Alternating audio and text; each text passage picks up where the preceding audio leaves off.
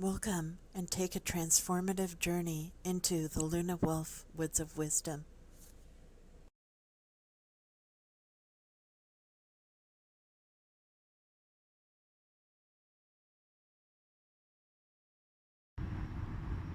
Hi guys, welcome back to the Luna Wolf Woods of Wisdom.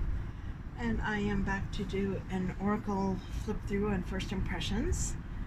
And this time it is the Stardragons Oracle cards, which is a fairly new release. And it's by Lo Scarabeo. And it is artwork by Paolo Barbieri. So this is the two-piece box, hardcover box, sturdy design, and that's what it looks like. When you open it up, it's brown on the inside, and there is a ribbon, so that's something a bit new for Lo Scarabeo. They don't usually do that. Then this is the tiny little booklet. As usual with Lo Scarabeo, the English portion is only about 40 pages. That's the width of it. Does include many other languages, so keep that in mind. And typical Lo Scarabeo, there's not a whole lot of information about each card, but it does have enough. So it's got the constellation for each card, and the star that's associated with each card, and of course the meaning. So you have everything you need in there, and there's a few card spreads, and so it explains the deck structure. Now this deck is a little bit different, and I'll get into that when we discuss the deck, but basically for the spreads there's a single card reading, 2-card reading, and a 3-card reading. So you can organize the spreads according to the themes of the card. So they go into possible ways that you can do the spreads. So there's a main deck, and then there's what's called the generals, and we'll take a look at that in a minute. So that's pretty much it for the guidebook, and here's the back of the cards. So it's got a really nice design on the back. Although I'm not too crazy about this part here, because I'm not sure what that is. I think it's supposed to be the body, but it looks a little bit odd. And then we've got the hands, which is nice. Because with the tarot and oracle, there's a lot of emphasis on the hands, of course, so I think that's fitting. So, how many cards are there? So there's 33 oracle cards, so not a whole lot of oracle cards, but the artwork is better than most oracle cards, so I guess that's the reasoning for that. Let's take a look at the cardstock quality. Is not bad for Lo Scarabeo. I mean, it's flexible, it's not super thick, not super thin. There is a high gloss, and they're borderless except for the small little border on the bottom. So that's nice. I think that's a departure for Lo Scarabeo, and the size of the oracle cards is bigger than the typical Lo Scarabeo. So I think they're heading in a new direction slightly with these cards, and the artwork is amazing, so they really deserve to have a bigger format than normal. So we'll take a look at the cards. So this is Vision. Let's see if that's close enough, I think.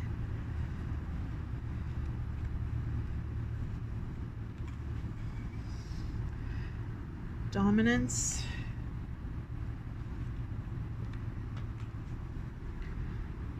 Transformation.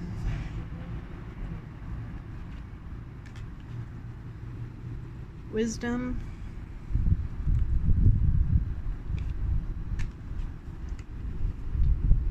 Miracle. So I'm not usually into dragons, but I think that's a testament to this artist that the art was so amazing that I was intrigued enough to get a whole deck all about dragons, because it doesn't usually interest me at all.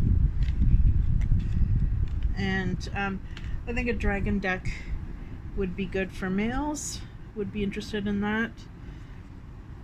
And it's good for dealing with other types of energies, anger issues, shadow work, that kind of thing. So here we have effort,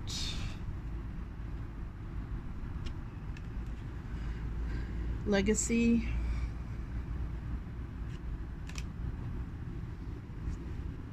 choice,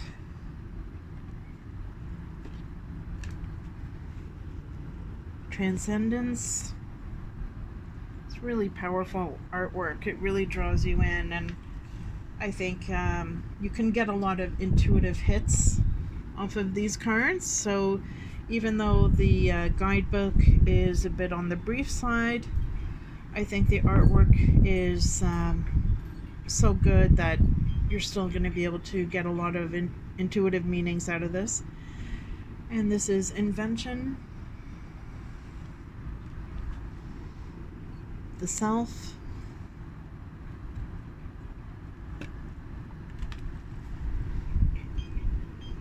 challenge. Sorry for the glare, there's not much I can do about that. These cards are so shiny. Understanding. Trying to find a good angle to hold it at to reduce the glare.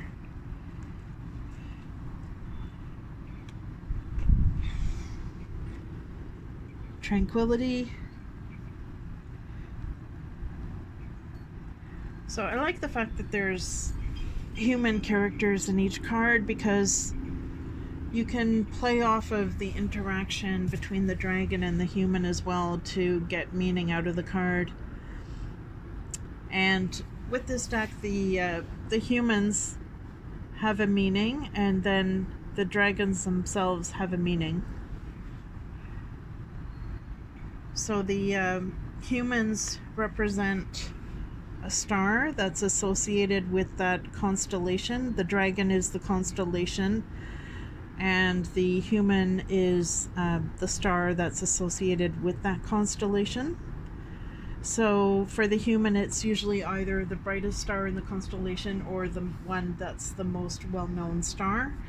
And you'll notice that in each card there's a little constellation diagram that's kind of hidden within each card. I like the fact that it's not something that's immediately, distracting, but that it is within each card.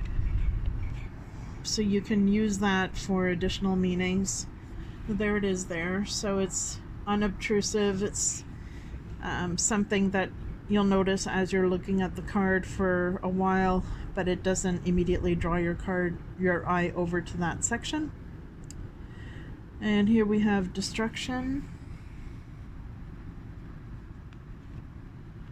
So I like the fact that there's stars and constellations associated with each of these, because you can use it with astrology, you can use it with cosmic or galactic being messages.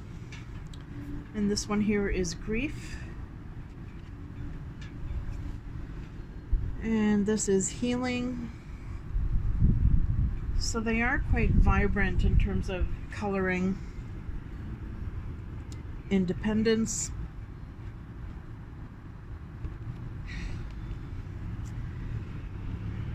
returning.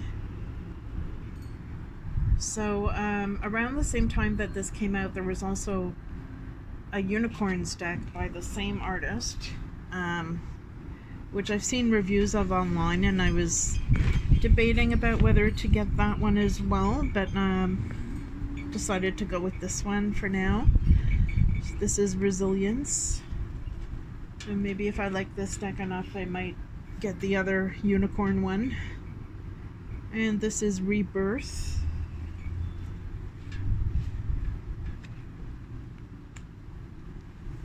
I love this one. Enlightenment. Just really original artwork. See the juxtaposition of this woman with her fancy dress on and the dragon, and then the moon in the background and the lantern. You know, you could almost read this as the lantern card in the tarot, or draw your own meaning. Enlightenment from the moon, of course. Intuition. Freedom. You know, these pictures in the cards are almost epic. I mean, they're really spectacular. Whoa. We've got quite a wind going on here. Okay, and this is trust. Even the human faces are drawn so well. Very expressive. She's got a cute little baby dragon on her shoulder. And this is protection.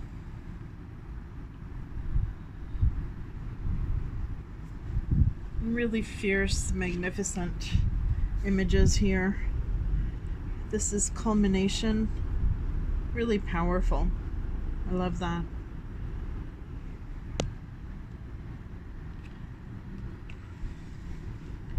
Surrender.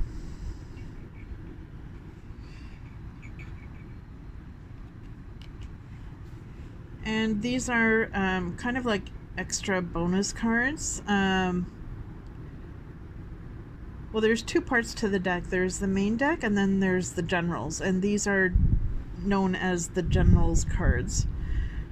So I won't get into it too much, but you can use the general cards with the main cards, or you could use just the generals, or you could use just the main cards only. It's up to you.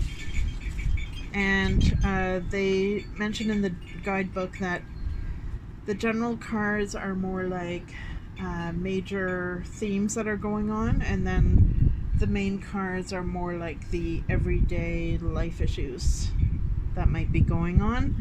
So this is knowledge. This is resources.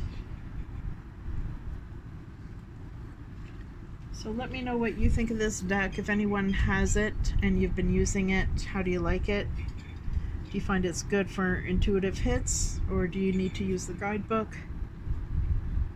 Are you making use of the constellation and the star meanings? Be interesting to hear whether people bought this deck because they love dragons, or if this is your first foray into any sort of dragon cards. This is definitely my first dragon deck. And the last card here is space. So yeah, these are more sepia toned, the general cards. So it's very easy to tell them apart from the main deck. But as usual, the images are still very powerful.